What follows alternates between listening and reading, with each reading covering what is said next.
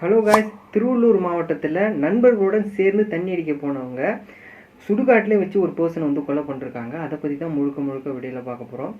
இப்போது சமீப காலமாக வந்து ஒவ்வொரு நியூஸும் வந்து பார்த்திங்க அப்படின்னா நம்மலாம் கேள்விப்படாத மாதிரி எப்படி தான் வந்து ஹியூமன் பீயிங்ஸ் வந்து திங்க் பண்ணுறாங்கன்னே தெரியல. ஓகேவா, ஒரு நண்பரோடு சேர்ந்து தண்ணி அடிக்க போகும்போது அவர் வந்து சரமாரியாக மண்டையிலலாம் வெட்டி சுடுகாட்டிலே இப்படி கிடக்குறாரு. ஓகேவா, அந்த பர்சனை வந்து கொலை பண்ணிருக்காங்க. அதை பற்றி தான் பார்க்க போகிறோம். வாங்க நிகழ்ச்சிக்குள்ளே போகலாம். அதாவது திருவள்ளூர் மாவட்டம் கும்மிடிப்பூண்டி அருகே சானாபுத்தூர் அந்த கிராமத்தை சேர்ந்தவர் ரஞ்சன். இவர் வந்து பச்சையப்பன் கல்லூரி தெரியும் நினைக்கிறேன், 1ஆம் ஆண்டு படிச்சுட்டு வந்திருக்காரு. ஓகேவா, இவர் சமீப காலமாக வந்து ஒரு எப்படி சொல்கிறது, நான் தான் பெரிய ஆள் அப்படிங்கிற மாதிரி ஒரு இது வரும் இல்லையா, 2 பேர் கோஷ்டி சண்டை அப்படி அப்பப்போ வருமா, மொபைல் ஃபோன்லலாம் வந்து பேசிக்கும்போது சண்டை வருமா. ஓகேவா, ஒரு கட்டத்தில் இப்போ சமீபத்தில் நடந்தது, நண்பரோட சேர்ந்து ஃபோன் பண்ணி கேட்டிருக்கான், தம்பி வா நம்ம போய் தண்ணி அடிக்கலாம் அப்படின்னு சொல்லியிருக்காங்க. பாருங்கள், காலேஜ் ஃபஸ்ட் இயர் தான் படிக்கிறான். ஓகேவா, அந்த பர்சன் அப்படி இருந்திருக்காருன்னு வச்சுக்கோங்க, தண்ணி அடிக்க கூப்பிடுவான்னு சொல்லிட்டு நைட் நேரத்தில் போயிருக்காங்க. பக்கத்தில் தான், இந்த சானாபுத்தூர் பக்கத்தில் தான் சுடுகாட்டில் வந்து தண்ணி அடிச்சிருக்காங்க. ஓகேவா, தண்ணி அடிக்கும்போது என்னமோ நடந்திருக்கு, வாக்குவாதம் முற்றிருக்கு போல இருக்குது.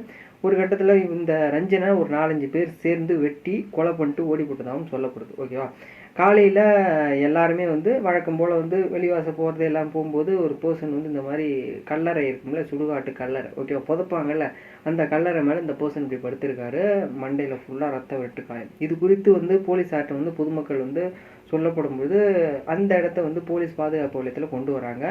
அப்படி போலீஸார் வந்து பார்க்கும்பொழுது அந்த பர்சன் ஹாஸ்பிட்டலுக்காக அழைத்து வைக்க போகும்போது இறந்து போயிட்டாங்க. பிரேத பரிசோதனைக்காக அனுப்பப்பட்டிருக்கு. இது வந்து பேசிக்காக எல்லாம் நடக்கிறது தான். ஓகேவா, இந்த ரஞ்சன் அப்படிங்கிற பர்சன் ஆல்ரெடி வந்து ஒரு திருட்டு வழக்கில் வந்து இருந்தவர்.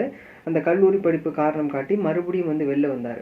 ஓகேவா, இந்த திருட்டு வழக்கில் கிட்டத்தட்ட 13 பேர் இருக்காங்க. ஓகேவா, இந்த 13 பேருக்கும் இப்போ வந்து விசாரணை வந்து போயிட்டுருக்கு. ஏன்னா அந்த பர்சன் வந்து இறந்து போயிருக்காருல, அந்த ரஞ்சனும் சேர்ந்து கிட்டத்தட்ட 13 பேரும் இந்த திருட்டு வழக்கில் இருந்தாங்க. ஓகேவா, அவங்களையும் விசாரணைக்கு உள்ள கொண்டு வந்துட்டாங்க. அது மட்டும் இல்லாமல் இந்த ரஞ்சன் மொபைல் ஃபோனில் கால் ஹிஸ்ட்ரி, அந்த சரௌண்டிங்கில் அந்த இது இருக்கும் இல்லையா, டவர்ஸில் இருக்கக்கூடிய என்னென்ன மொபைல் வந்து இன்கமிங் அவுட் கோயிங் போயிட்டுருக்கு, அதை பற்றிலாம் வந்து இப்போது போலீஸார் வந்து விசாரணை பண்ணிட்டு வராங்க. கண்டிப்பாக வந்து என்ன நடந்தது அப்படிங்கிறது தெரிய வரும். ஓகேவா, இது ஒரு பக்கம் கண்டென்ட் முடிஞ்சா. சிம்பிளாக சொல்கிறேன், நண்பர்கள் அப்படிங்கிறது ஓரளவு தான். நான் நிறைய வீடியோவில் சொல்லியிருக்கேங்க, ஸ்கூலாக இருக்கட்டும் காலேஜாக இருக்கட்டும், ஓரளவு தான். ஸ்கூலில் ஒரு லைஃப் இருக்கும். ஓகேவா, அந்த ஒரு ட்ராப்போட அந்த ஒரு ஃப்ரெண்ட்ஷிப் போயிடும். காலேஜில் நீங்கள் வேறு மாவட்டங்களில் படிக்க போகலாம், வேறு மாநிலங்களை படிக்க போகலாம். அப்போ அந்த ஒரு பொசிஷன்ஸில் உங்களுக்கு ஃப்ரெண்ட்ஸ் கிடைப்பாங்க. ஓகேவா, நீங்கள் வேலைக்கு போகும்போது அந்த பொசிஷன்ஸில் வேறு ஃப்ரெண்ட்ஸ் உங்களுக்கு கிடைப்பாங்க. அந்தந்த டைமில் வந்து பார்த்திங்க அப்படின்னா அந்த என்ஜாய்மெண்ட்டுங்கிறது ஓகே. பட் ஆனால் வந்து எந்நேரமும் உங்கள் கூட வரமாட்டாங்க, நீங்கள் தான் சம்பாதிக்கணும்.